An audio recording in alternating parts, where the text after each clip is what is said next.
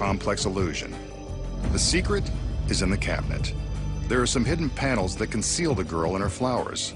Before the trick begins, the girl folds up the side panel plus the panel in the floor and climbs in. She covers her legs with the floor panel and flips down the side panel so she can't be seen. As we can see, the curtain hides the fact that the right side of the box is much wider than it appears, giving the girl room to hide. When the curtain is closed the first time, the girl flips open the side panel and deposits the flowers. With the curtain opened, you can see how it works.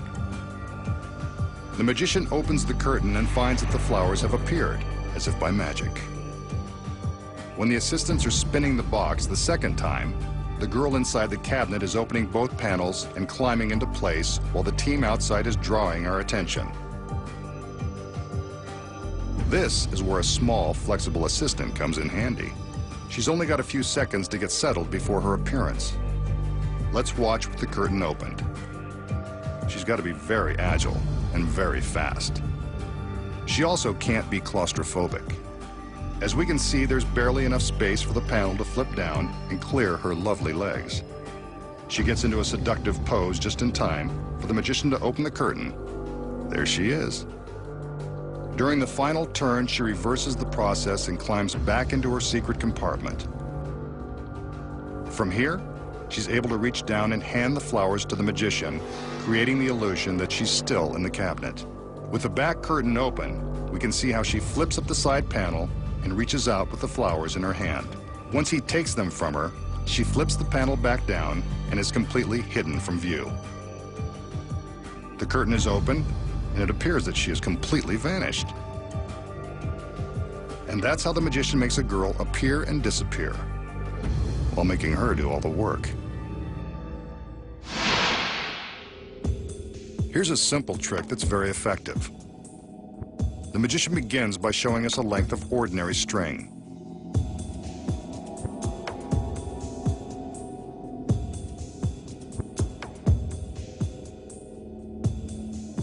And a plastic drinking straw. He feeds the string into the straw.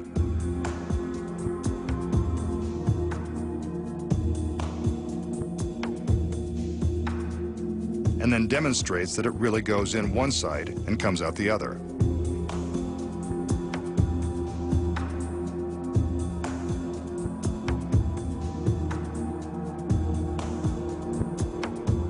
He bends the straw in the center and tells us to watch closely, as if we had anything better to do.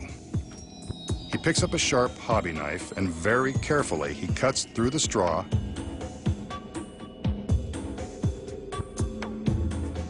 and the string. He separates the two halves of the straw to prove that the slice has gone all the way through.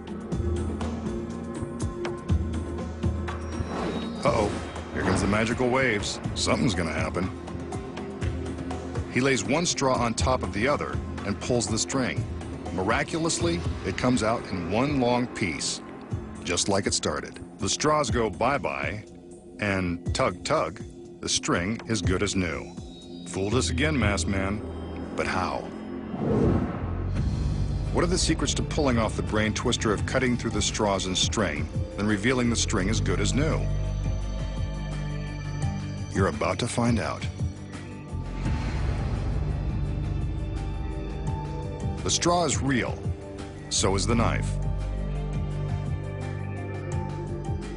Before the trick begins, the magician secretly uses the knife to carefully slice a long slit lengthwise in the straw. See? He can open the straw and show you inside, but he never lets the audience see this. The slit is the first secret. The magician feeds the string into the straw. Yes, it's really going inside.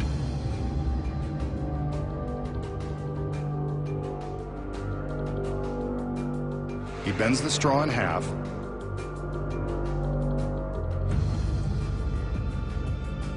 and when he tugs on both ends of the string at the same time, it pops out through the slit and will be concealed by his fingers. There's the string, and here's how he covers it up. Now, he takes the knife, cuts through the straw and presumably the string. In reality, the string is safe and sound below the blade.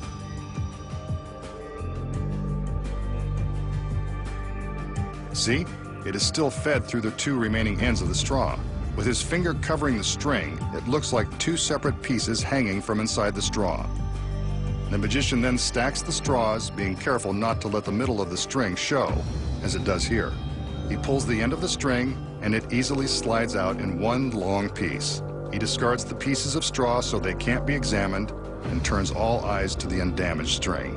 It's in one piece, thanks to the secrets. Up next, after a century of silence, one of Houdini's most famous escapes will be exposed at last. Plus the secrets behind a beloved classic trick. Then find out how to make a line of sexy chorus girls disappear. And we solve the incredible mystery as to how street magicians perform amazing outdoor levitation. The masked magician will now attempt to perform one of Harry Houdini's most famous escapes. The one that was once promoted with the slogan, "Failure means a drowning death." The magician displays a large milk can that's been filled with water. This particular can has a bulletproof plate glass window, an aftermarket edition, so that we can see what the magician is up to once he's inside.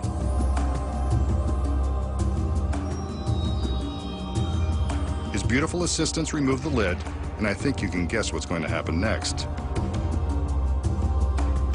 The magician steals his courage and squeezes into the can of water. In Houdini's day, shipping milk in these large metal barrels was commonplace, so milk cans weren't out of the ordinary. However, attempting to escape from one filled with water was quite an unthinkable act. It's a tight fit, but he manages to fit his arms inside and force himself down. The water cascades to the floor. It's real, all right, and wet.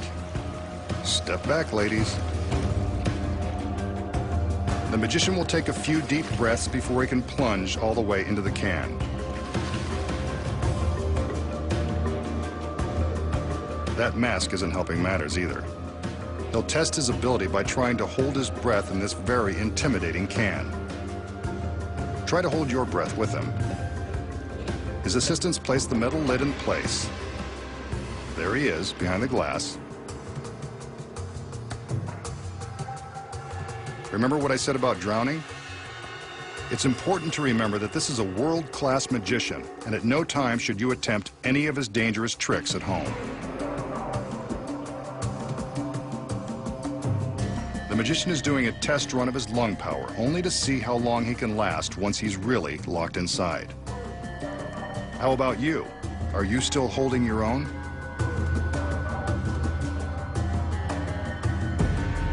He seems to be doing okay, but remember, his hands will be shackled just like Houdini's were 100 years ago.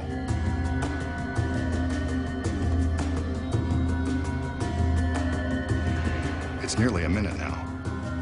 That's about all he can take.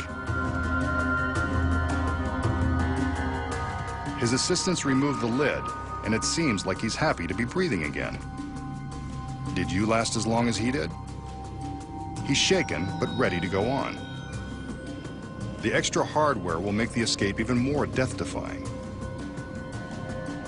The magician willingly holds out his wrists for a pair of regulation police handcuffs. Wonder where she got those. Since Houdini was known as the handcuff king, this is only fitting.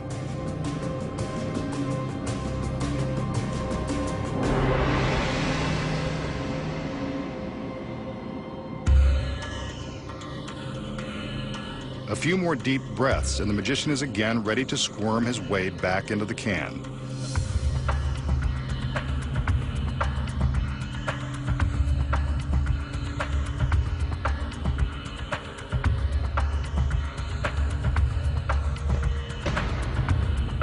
The lid is returned to its position, and this time the assistants secure it with heavy-duty padlocks. They'd better hurry. Even experienced divers would find it terrifying to hold their breath while handcuffed and locked inside a cold steel can. Try holding your breath again and imagine that you've got no way out. Not so easy, is it? There we see him struggling with the handcuffs. Even if he smuggled a lockpick into the can, reaching the locks on the outside would be impossible. Houdini was right. Failure could mean a drowning death.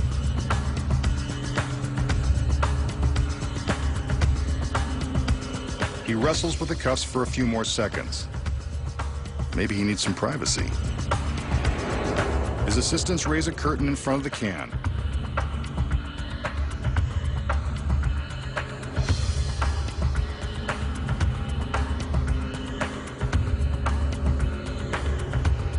By now, he's been locked underwater for more than a minute and hasn't made any progress. This is longer than he lasted the first time before he had to be let out. He must be starting to panic. Are you still holding your breath? It's been 90 seconds now and still no sign of him. The assistants better do something. Get him out of there. He's safe. What a relief. I bet even Houdini didn't have a welcoming committee like this.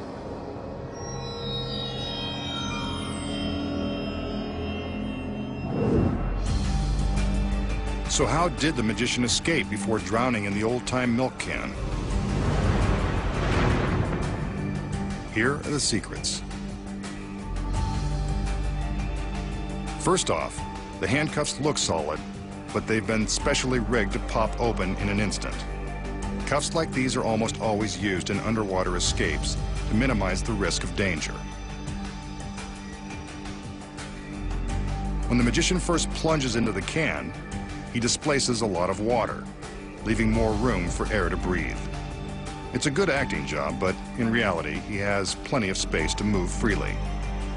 The first time we see him behind the glass, we're convinced that he has to hold his breath while inside the can. But check out the lid. The dome-shaped top allows him some extra room to reach up and take a breath whenever he needs to. While we're distracted by his hands behind the porthole, his head is safely above the waterline beneath this dome.